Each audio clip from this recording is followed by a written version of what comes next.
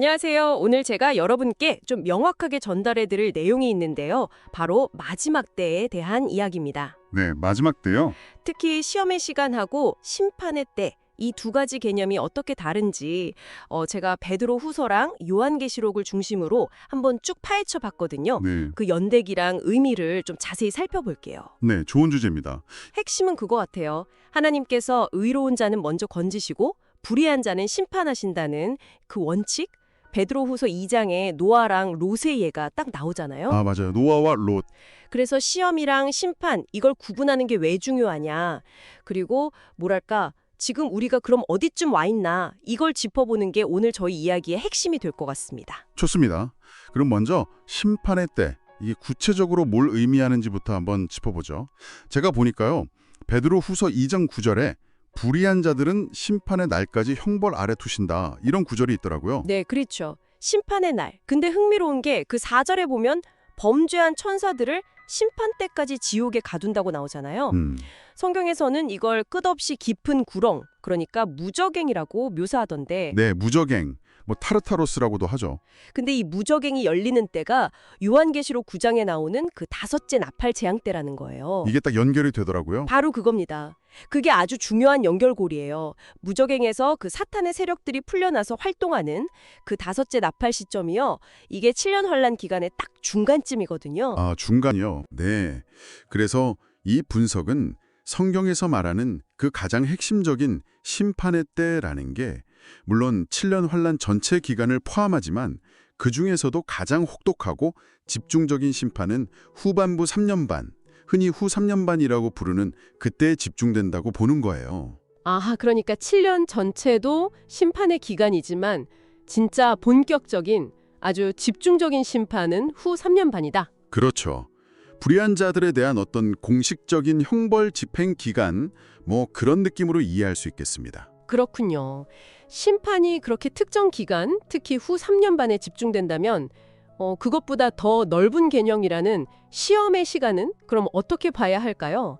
아까 그 베드로후서 2장 9절 흠정역으로 보면 의로운 자들은 단수가 아니라 시험들에서 건짐받는다고 복수로 되어 있더라고요. 네, 시험들, 복수 표현이죠. 그리고 요한계시록 3장 10절에도 온 세상에 임하여 땅에 거하는 자들을 시험하는 시간이라고 하고요.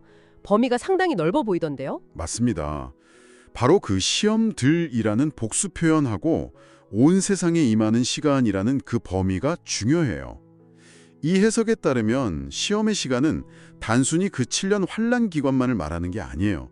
그래요? 네, 그 이전부터 시작되는 재난들. 예를 들어서 마태복음 24장이나 누가복음 21장에 예고된 전쟁, 기근, 지진, 또 전염병 같은 거 있잖아요. 그런 재난의 시작 단계부터 시작해서 7년 환란 전체를 아우르는 훨씬 더 긴 기간을 말하는 거죠. 아, 그러니까 시험의 시간이 심판의 때보다 훨씬 포괄적인 개념이네요. 재난의 시작부터 환란 끝까지 다 포함하는? 네, 그렇죠. 그래서 시험들이라는 복수 표현을 쓴 거라고 보는 거예요. 재난의 시기, 그리고 환란의 시기, 이 모든 게 다 시험의 시간이라는 큰 카테고리 안에 들어간다는 거죠. 아, 그제야 시험들이라는 복수 표현이 딱 이해가 되네요.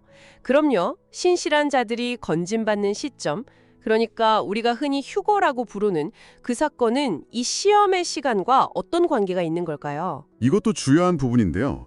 요한계시록 3장 10절에 내가 또한 너를 지켜 시험의 시간을 면하게 하리니 네, 면하게 한다. 그리고 누가복음 21장 36절에도 보면 이러므로 너희는 장차 올 이 모든 일을 능히 피하고 인자 앞에 서도록 항상 기도하며 깨어 있어라 이런 말씀이 있고요. 아, 모든 일을 피하고 인자 앞에 서도록. 네, 이 두 구절을 근거로 해서 이 자료는 신실한 자들이 이 넓은 범위의 시험의 시간 전체를 다 겪는 게 아니라고 봐요.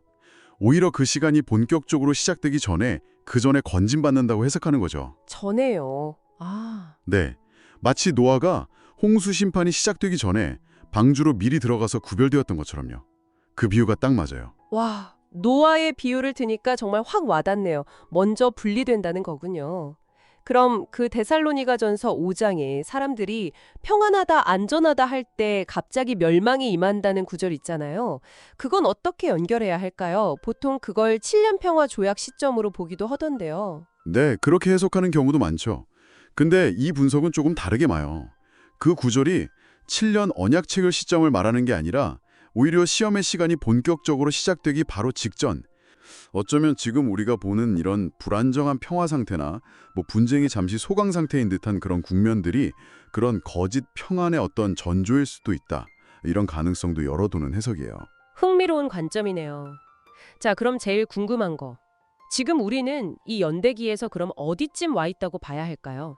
요한계시록 6장에 나오는 그 7인 재앙 순서를 좀 단서로 삼는 것 같던데요. 네, 그렇죠. 이 자료의 진단은 이렇습니다. 첫째인 그 흰말 탄 정복자가 등장한 이후에요. 둘째인 붉은 말이죠. 전쟁이 일어나고 땅에서 화평이 제거되는 단계. 그리고 셋째인 검은 말. 전쟁 때문에 극심한 인플레이션이 오고 경제적으로 어려워지는 단계. 우리가 지금 이 둘째, 셋째인의 영향권 아래에 있다는 겁니다. 아, 요즘 우크라이나 전쟁이나 중동 문제 때문에 전 세계적으로 물가가 엄청 뛰고 경제가 어렵잖아요. 그게 바로 이 둘째, 셋째인의 현상과 비슷하다는 거군요. 네, 그렇게 보는 거죠. 물론 아직 셋째인 재앙에서 감람유와 포도주는 해치지 말라는 그 단서처럼 모든 게 완전히 가무너진 그런 전면적인 붕괴는 아니지만요. 분명히 재앙의 강도가 점점 세지고 있는 과정 속에 있다고 해석하는 거예요. 그럼 곧 네 번째 인이 떼어질 수도 있다는 그런 직전 상황으로 본다는 건가요? 그렇습니다. 그게 핵심이에요. 넷째인 그 청황색 말이 등장하면 성경에 예언된 대로 검, 흉년, 사망, 그리고 땅의 짐승들로 인해서 땅의 4분의 1이 죽임을 당하는 아주 본격적인 재난의 시작, 다시 말해 이 시험의 시간이 개막된다고 되어 있거든요. 땅의 4분의 1이요? 와. 네, 그러니까 이 관점에서는 우리가 바로 이 네 번째 인이 떼어지기 직전, 다른 말로 하면 신실한 자들의 첫 추수, 즉 휴거가 아주 임박한 시점에 와 있을 가능성이 높다, 이렇게 분석하는 겁니다. 마지막으로 하나 더 짚어볼 게 있는데요. 그렇다면 하나님께서 왜 굳이 이 7년이라는 환란, 이 심판의 때를 계획하셨을까 하는 점이에요. 단순히 심판 말고 다른 목적도 있는 걸까요? 물론입니다. 그 목적이 아주 중요하죠. 이 자료는 크게 두 가지 핵심 목적을 제시하는데요. 첫 번째는 당연히 명백히 불신자들, 그리고 하나님을 온전히 따르지 않았던 자들에 대한 공의로운 심판입니다.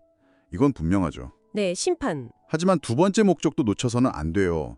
그건 바로 회복입니다. 특히 이스라엘 민족의 영적인 회복이요. 아, 이스라엘의 회복이요? 네, 다니엘서 9장을 보면 마지막 한 일에, 즉 그 7년이라는 기간이 본래 내 백성과 내 거룩한 성을 위하여, 그러니까 이스라엘을 위해 정해진 기한이라고 명확히 나와 있어요. 70일의 예언에 나오죠. 그렇죠. 신명기 4장 30절에도 보면 이스라엘이 이 환란이라는 아주 극심한 고통을 통해서 결국에는 마침내 하나님께 돌아오게 될 거라고 예언되어 있거든요. 이것이 하나님의 궁극적인 계획의 아주 중요한 부분이라는 해석입니다. 심판과 회복, 이 두 가지가 다 있는 거죠. 그렇군요. 심판만이 아니라 회복, 특히 이스라엘의 회복이라는 목적도 있다는 거.